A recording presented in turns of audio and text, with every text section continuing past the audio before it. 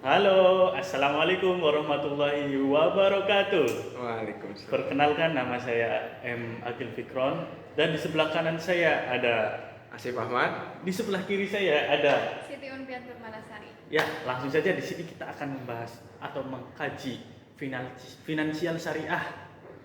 Eh, tempat tempat kita ngobrolin tentang perbankan syariah, tapi dengan gaya santai. Jadi di sini kita membahas tentang finansial syariah ya. Tentunya keuangan syariah itu, literasi keuangan syariah itu adalah hak setiap manusia kan, bukan cuma orang-orang yang kuliah di ekonomi Islam saja.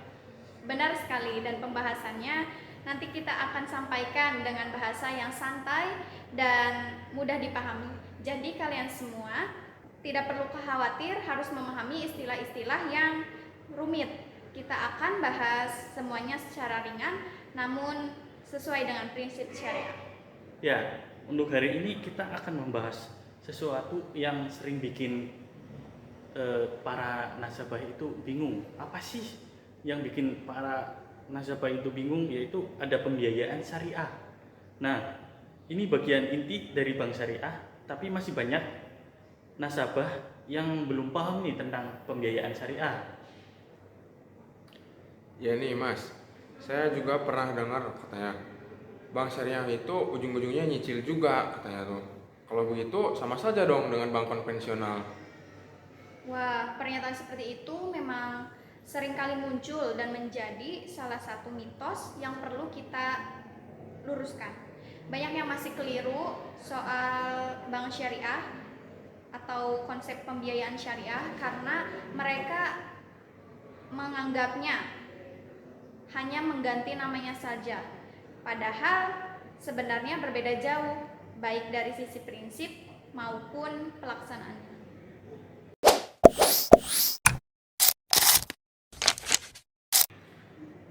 Oke, kita mulai dari definisinya dulu kali ya. Sebenarnya apa sih Mbak pembiayaan syariah itu? Oke, jadi pembiayaan syariah adalah penyaluran dana dari bank kepada nasabah tapi bukan bentuk utang berbunga, melainkan melalui akad-akad yang sesuai prinsip syariah seperti jual beli, sewa menyewa, atau bagi hasil. Oh, jadi apa ya, di bank syariah itu menggunakan sistem pembiayaan ya, tapi kalau di bank konvensional menggunakan sistem eh, kredit atau cicilan. Ya, tapi lebih sekadar dari beda istilah. Perbedaan utamanya ada di mekanisme dan prinsip yang digunakan. Di bank konvensional, bunga menjadi alat utama, tetapi di bank syariah, riba dilarang. Jadi keuntungannya diambil dari aktivitas ekonomi atau margin. Berarti bank syariah itu harus terlibat langsung ya di transaksi yang real gitu. Tepat sekali. Misalnya bank membeli barang dulu atau jadi mitra bisnis nasabah, bukan sekadar ngasih uang dan nunggu cicilan. Wah, berarti bank syariah ini bisa dibilang kayak investor aktif ya. Dalam banyak kasus sih iya, dan karena itu banyak bank syariah juga menanggung resiko. Itulah kenapa akad-akadnya harus jelas, transparan, dan adil untuk semua pihak. Oke, sekarang kita masuk ke bagian yang mungkin ditunggu-tunggu ya sama para penonton. Yaitu apa aja sih Mbak jenis-jenis pembiayaan di bank syariah itu? Secara umum ada 5 jenis pembiayaan. Yang pertama murabahah, yang kedua mudorobah, yang ketiga musyarakah, yang keempat ijarah, dan yang kelima istina atau salam. Masing-masing mempunyai karakter dan kegunaan yang berbeda.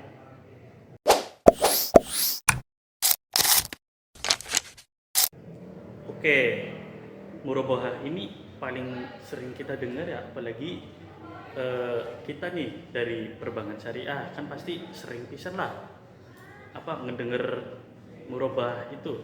Tapi jujur nih, masih bingung ini kayak nyicil kan murabahah.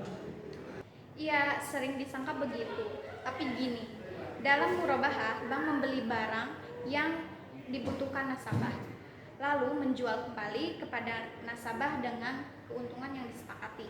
Jadi, bukan ngasih pinjaman uang. Kalau begitu, contohnya apa saja tuh Mbak, kalau boleh tahu? Misalnya, Agil mau membeli motor seharga 20 juta. Bank akan membelikannya terlebih dahulu, lalu menjual kembali kepada Agil dengan harga 23 juta. Jadi, Agil nyicil ke bank seharga 23 juta bukan karena ada bunga, tetapi karena kesepakatan yang disepakati di awal. Oh, jadi untuk bank syariah itu dari margin jual beli ya untungnya ya? Betul, dan semua transparan sejak awal, mulai dari harga beli, margin, jangka waktu, dan tidak ada biaya yang tersembunyi.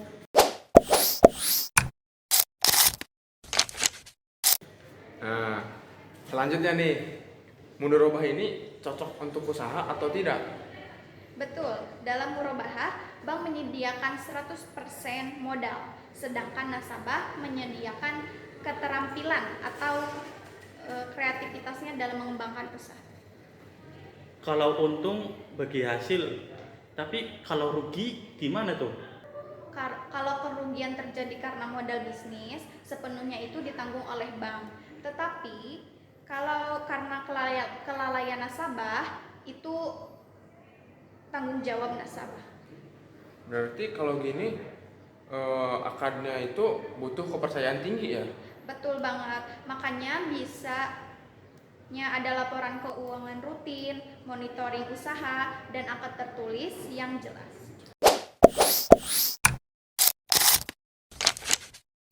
Nah, selanjutnya ini ada pembayaran musyarakah ya yang katanya cocok buat startup.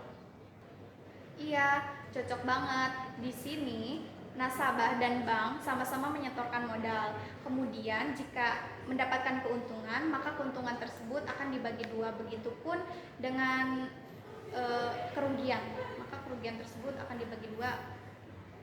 Jadi semacam joint venture gitu ya?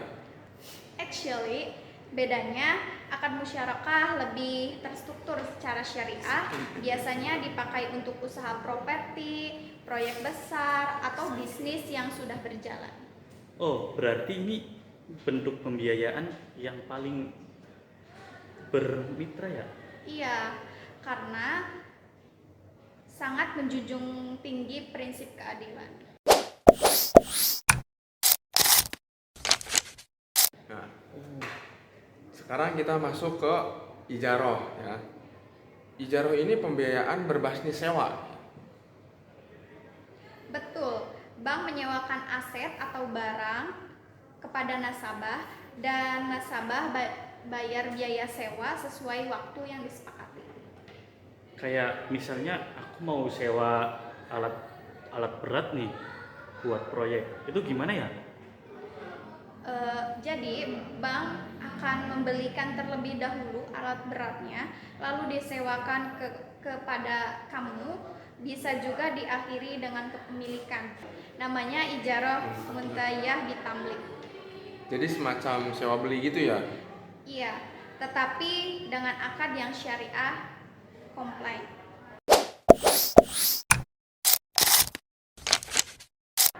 Untuk yang selanjutnya nih kayaknya ada yang unik nih, yaitu ada salam dan istisna. Keduanya digunakan untuk pembiayaan produk pesanan, yaitu yang pertama ada salam. Salam sebagai pembayaran di muka, barang dikirim belakangan, cocok untuk hasil pertanian. Yang kedua ada istisna. Pesanan barang manufaktur atau konstruksi biasanya bayar tetap, cocok untuk proyek bangunan. Jadi ini tuh akad yang fleksibel ya untuk sektor real. Betul, dan semuanya tetap memakai prinsip syariah atau kejelasan, spesifik barang, harga, waktu, dan pengiriman. Wah kalau gitu lengkap banget ya berarti ya, dari jual beli, kerjasama, usaha, sampai sewa menyewa. semuanya bisa difasilitasi ya oleh bank syariah. Dan ternyata pembiayaan syariah itu bukan cuma bebas bunga, tapi juga punya semangat keadilan, transparansi, dan tolong-menolong. Betul sekali. Bank syariah itu bukan hanya tempat untuk mencari untung semata, tetapi untuk membangun ekonomi umat dengan cara yang halal dan berkah. Kalau begitu, ada pesan terakhir Mbak atau Mas ya untuk para penonton? Mungkin dari mbaknya dulu ya. Boleh. Tentu untuk para calon nasabah, jangan hanya tanya cicilan berapa, tapi pahami juga akadnya, risikonya bagaimana, dan kehalalannya seperti apa. Insya Allah hidup akan lebih berkah. Dan buat yang belum ngerti tentang bank syariah, jangan malu-malu bertanya. Sekarang bank syariah banyak kok yang sering mengedukasi. Oke lah, kalau begitu mungkin episode kali ini dicukupkan sekian ya. Semoga pembicaraan kita tadi itu bisa membuka wawasan tentang perbankan syariah ya. Iya, iya. Tuh, terima kasih yang sudah mendengarkan. Sampai jumpa di episode selanjutnya. Saya M. Agil Fikron. Dan saya Asif Ahmad. Dan saya Siti Unfiat Firmalasari mengucapkan Wassalamualaikum warahmatullahi wabarakatuh.